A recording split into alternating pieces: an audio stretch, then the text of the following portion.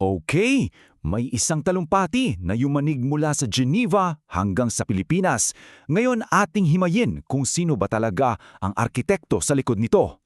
Isipin niyo to, Geneva, sa mismong United Nations Human Rights Council, March 11.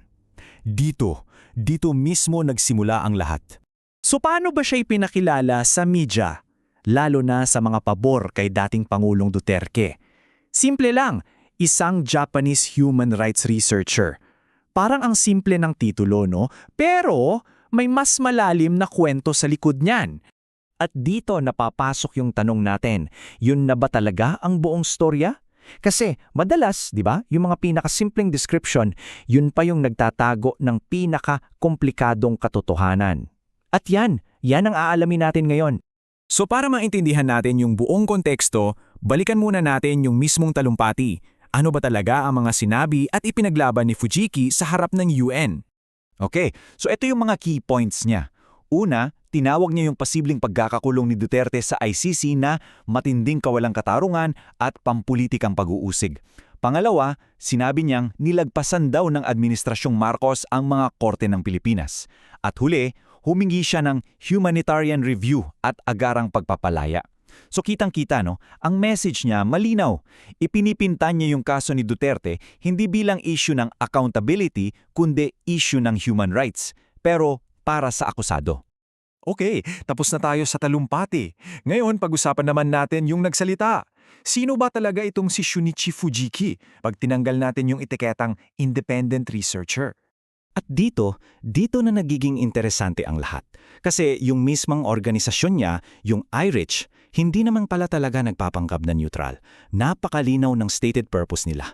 Protektahan ang karangalan at dignidad ng Japan at ng mga mamamayang Hapones.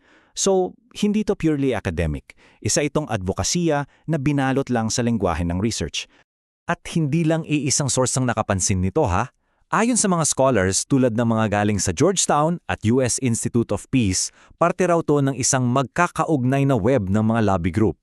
At yung mas matindi pa, yung methods daw nila may pagkakatulad sa Holocaust denial. Napakabigat na comparison yan.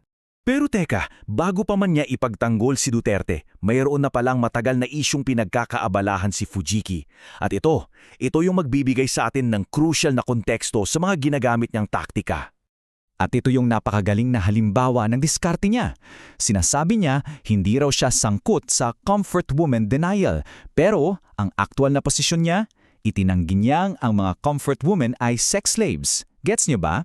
Gumagawa siya ng isang pagkakaiba na parang may point, pero sa dulo, pareho lang ang epekto. Binabaliwalaan pa rin yung testimonya ng mga biktima. At hindi lang to sa salita, may gawa rin. Tingnan niyo to.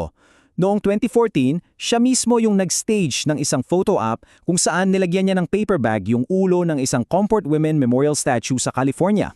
Hindi to basta trip lang Aminado siyang sinadya niya to para makuha ng atensyon at para maging signal sa mga kapwa niyang nasyonalista. Calculated move. At heto pa ang isang taktika. Para magmukhang may international support, kumuha sila ng isang American video blogger. Ang goal, mag-project ng image na, hindi lang mga Hapon ang naniniwala dito.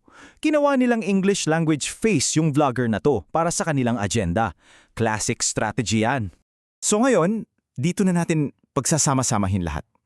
Paanong yung matagal na niyang ginagawa sa issue ng World War II ay eksaktong kumokonekta sa ginagawa niya ngayon para kay Duterte? Heto na. Ito na yung pinaka-template, yung playbook. Ang pattern, napakaklaro. Step 1, atakihin ang venue o institution. Sa issue ng Japan, international bodies daw. Sa issue ni Duterte, ang ICC. Pareho. Step 2, i-discredit ang mga biktima. Sabihing mali ang kwento nila. Step 3, balik ta rin ang naratibo. Gawing biktima yung makapangyarihang akusado. So palitan mo lang yung pangalan, Imperial Japan o Rodrigo Duterte, pero yung template eksakto hindi nagbabago. At para malinaw, hindi ito nagkataon lang. Itong talumpati niya sa UN, may timing yan. Itinapat sa anniversary at may suporta ng isang pro-Duterte diaspora group. So hindi to solo flight, isa itong planadong operasyon, isang coordinated effort. Okay, so naintindihan na natin yung tao, yung taktika. Ngayon, paano naman kumakalat ang ganitong naratibo? Paano ito nakakarating mula sa isang podium sa UN papunta sa atin, sa publiko? Ito yung tinatawag na disinformation pipeline. Ganito yan gumagana. Una, kailangan mo ng access sa isang respetadong platform tulad ng UN. Pangalawa, ihatid mo yung mensahe mo pero i-frame mo siya as a human rights issue para maging katanggap-tanggap. Pangatlo, at ito yung crucial, kailangan mo ng media na mag-a-amplify nito. At ang resulta? Yung publiko natatanggap yung mensahe na parang may basbas ng UN pero wala yung pinakaimportanteng bagay, ang konteksto. At dito na nga pumapasok yung naging papel ng ilang media outlets. Ang ginawa nila, inilathala nila yung mga sinabi ni Fujiki ng buo, word for word. Ipinakinala lang siya bilang Japanese researcher. Hindi nila binanggit yung history niya sa comfort women denial. At nakalimutan din yung mahalagang paalala na yung mga nagsasalita baon, hindi naman sila kumakatawan sa UN. So sa paggawa nito, hindi lang sila basta naguulat, nagiging parte na sila ng pipeline. At ito yung linyang tumatatak talaga. Ang pag-uulat ng isang talumpati ay hindi kapareho ng pag-uulat sa katotohanan ng sinabi. Isang mahalagang paalala yan, di ba?